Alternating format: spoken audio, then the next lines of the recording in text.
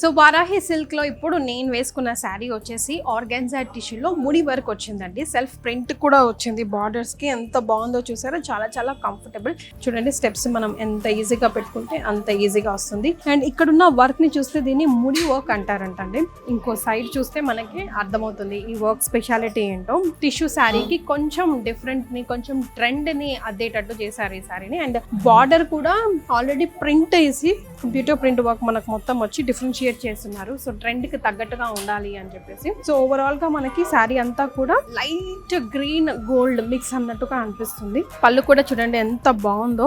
ఆ ముడి వర్క్ ఆ ఫ్లవర్స్ ని హైలైట్ చేస్తుంది. ప్రింటెడ్ ఫ్లవర్స్ ఏదైతే ఉందో yellow, green and red threads తీసుకొని ఉన్నారు. ఈ టజల్స్ కూడా కింద వచ్చింది శారీకి మొత్తం ఈవెన్ బార్డర్ దగ్గర. అండ్ బ్రొకెట్ బ్లౌజ్ ఇచ్చారండి, విచ్ ఇస్ అనదర్ హైలైట్ అని చెప్పొచ్చు.